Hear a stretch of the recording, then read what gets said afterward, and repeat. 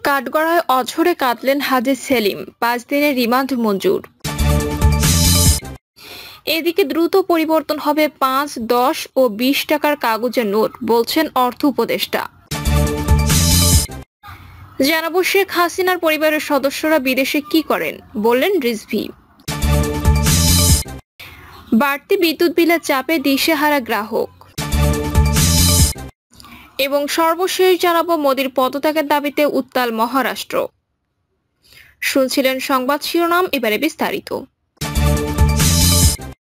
কাঠগড়ায় অঝোরে কাঁদলেন হাজী সেলিম, 5 দিনের রিমান্ড মঞ্জুর।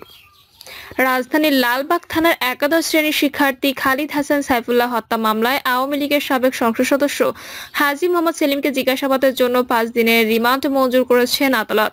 ঢাকার মেট্রোপলিটন ম্যাজিস্ট্রেট আখতারুজ্জামানের আদালত শুনানি শেষে এ আদেশ দেন। এ সময় আদালতের এজলাসে আসামিদের কাঠগড়ায় দাঁড়িয়ে অঝোরে কাঁদতে দেখা যায় হাজী সেলিমকে। এর আগে তাকে আদালতে তুলে আইডিয়াল কলেজের প্রথম বর্ষের ছাত্র খালিদ হাসান সাইফুল্লাহ হত্যা মামলায় হাজী মোহাম্মদ সেলিমকে 10 দিনের রিমান্ডে নিতে আবেদন করে পুলিশ। রিমান্ড বাতিল চেয়ে জামিন আবেদন করেন তার আইনজীবী। রাষ্ট্রপক্ষের হয়ে শুনানি করেন বিএনপিপন্থী আইনজীবী ওমর ফারুকি।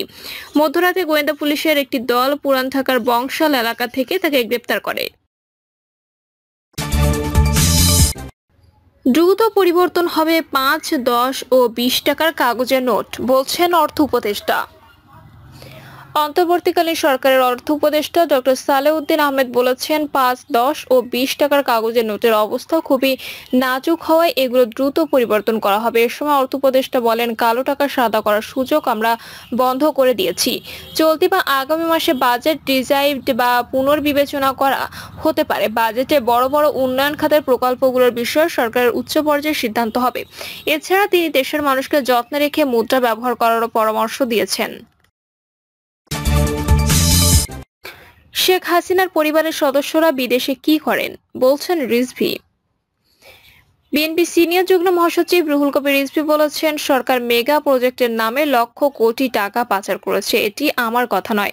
সালমান এফ রহমানও জানিয়েছেন কিভাবে শেখ হাসিনা লক্ষ কোটি পাচার করেছেন। তিনি বলেন, হাসিনা পরিবারের সদস্যরা বিদেশে থাকেন, তারা এখানে কি করেন, কোথায় চাকরি করেন, কি তাদের টাকার উৎস, কাউকে জানানো হয়নি। দেশের টাকা লুট করে তারা বিলাসিতা করছেন, হাজার হাজার কোটি টাকা দিয়ে বিজনেস করছেন। কোথায় পেয়েছেন সে টাকা? রিজভী বলেন, আজকে নিজেদের পার্সেন্টেজ নিশ্চিত করতে নির্দিষ্ট ব্যবসায়ীকে সুযোগ সুবিধা দেওয়া হয়েছিল।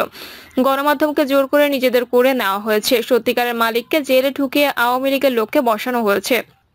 ক্ষমতায় টিকে থাকার জন্য হত্যা করা হয়েছে হাজারো ছাত্র জনতাকে। আইন শৃঙ্খলা বাহিনীকে শেখ হাসিনা বলেছিলেন, তোমরা তোমাদের কাজ চালিয়ে যাও, গুলি করো, আমি তোমাদের প্রোটেকশন দিব। তাই আইন শৃঙ্খলা বাহিনী নির্দ্বিধায় হত্যাকাণ্ড চালিয়েছে, গণহত্যা চালিয়েছে। তিনি বলেন, এরা তো আইয়ুব বা ইয়াহিয়া খানের সেনাবাহিনী নয়, তাদের এতটুকু করুণা হলো না দেশের মানুষের উপর গুলি চালাতে।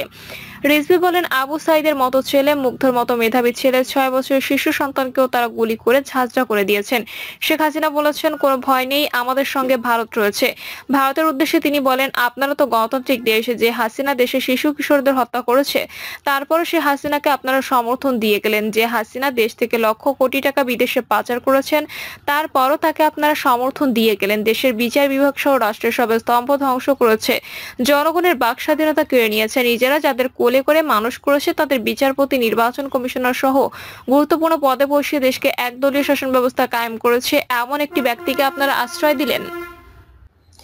আপনারা গণতান্ত্রিক রাষ্ট্র হয়ে বাংলাদেশের জনগণের জন্য আপনাদের একটু মায়া হলো না, আপনাদের মানবতার অধিকার জাগ্রত হলো না।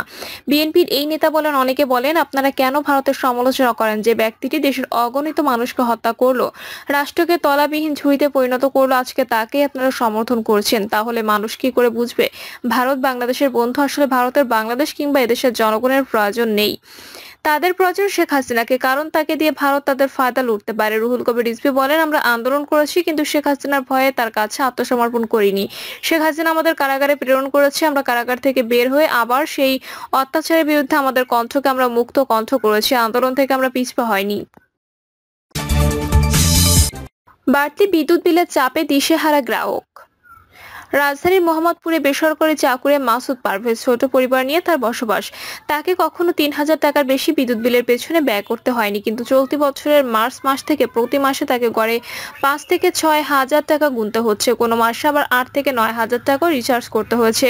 বিষয়টি বিতরণ company Dhaka power distribution company লিমিটেডের একাধিকবার অভিযোগ জানিয়েও প্রতিকার পাননি। মাসুদের মতো এমন অস্বাভাবিক বিলের কবলে দেশের লাখ লাখ বিদ্যুৎ গ্রাহক। বিদ্যুতের পেছনে এ বাড়তি ব্যয় করতে গিয়ে হাঁপিয়ে উঠছেন তারা। বিতরণ কোম্পানিগুলোর দাবি, গ্রাহকের কাছ থেকে বাড়তি বিল নেওয়ার কোনো সুযোগ নেই।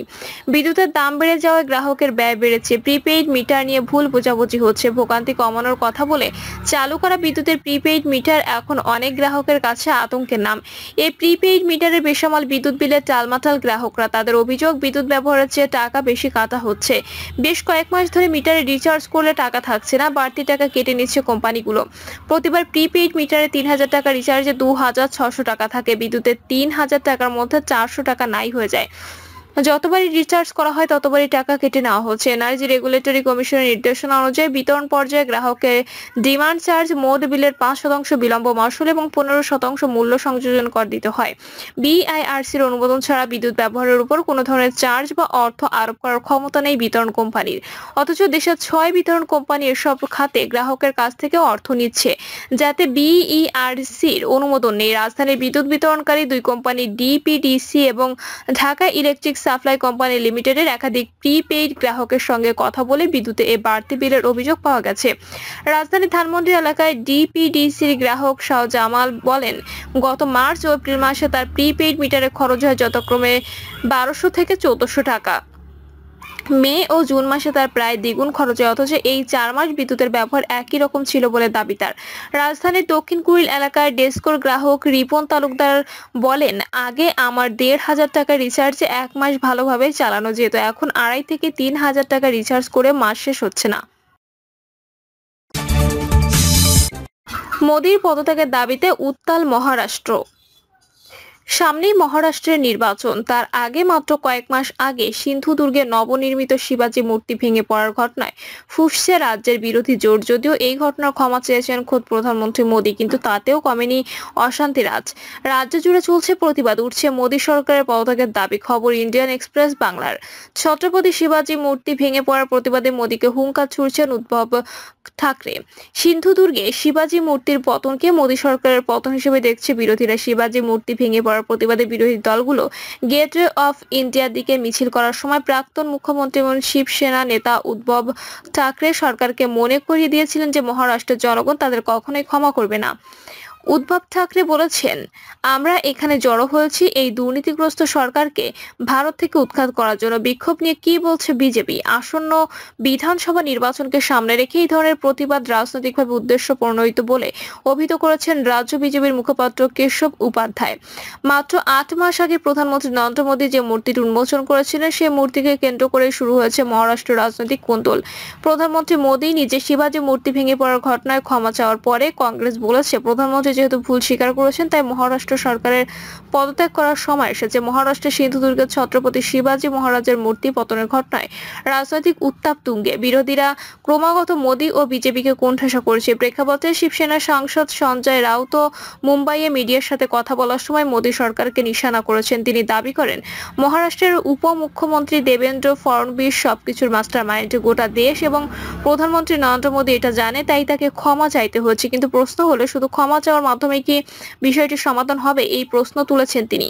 সঞ্জয় রাউত আরো বলেন, মাত্র ৭ মাসের মধ্যে ছত্রপতি শিবাজি মহারাজের মূর্তি ভেঙে পড়ল, তাই আমাদের কি চুপ থাকা উচিত? আমরা আজ শিবাজি মহারাজের সম্মানে প্রতিবাদ করতে যাচ্ছি। রাউত বলেন, দেবেন্দ্র ফড়নবিস মহারাষ্ট্রের খলনায়ক। ছত্রপতি শিবাজি মহারাজের মূর্তি ভেঙে পড়ার ঘটনায় এমভি এর প্রতিবাদের প্রতিক্রিয়ায় মহারাষ্ট্রের উপমুখ্যমন্ত্রী দেবেন্দ্র ফড়নবিস বলেছেন যে আজ যে আন্দোলন হচ্ছে তা সম্পূর্ণ রাজনৈতিক আন্দোলন এবং তারা কখনো ছত্রপতি শিবাজি মহারাজকে সম্মান করেননি। লালকেল্লা থেকে নেহেরু এবং ইন্দিরা গান্ধীর একটি ভাষণেও ছত্রপতি শিবাজি মহারাজের কথা উল্লেখ করেননি। পণ্ডিত নেহেরু তার ডিসকভারি গ্লোরি অফ ইন্ডিয়া বইতে ছত্রপতি মহারাজকেও অপমান করেছেন কংগ্রেস এবং মহাবিকাশ আঘাড়ি তার জন্য ক্ষমা চাইবে। মূর্তি ভেঙে পড়ার মোদি বলেছে, ছত্রপতি শিবাজী মহারাজ শুধু একটা নাম নয়, তিনি শুধু রাজা নন, তিনি আমাদের ঈশ্বর। আমি তার পায়ে মাথা ঠেকিয়ে ক্ষমা প্রার্থনা করতে চাই। যারা ছত্রপতি শিবাজী মহারাজকে আরাধ্য বলে মনে করেন তাদের কাছেও আমি মাথা নত করে ক্ষমা চাইছি। তাদের ভাবাবেগ কতটা আহত হয়েছে সেটা আমি বুঝি। প্রিয় দর্শক, এই ছিল এখনকার সর্বশেষ সংবাদ। আপডেট সব সংবাদ পেতে চ্যানেলটি সাবস্ক্রাইব করে বেল আইকনটি ক্লিক করে রাখুন।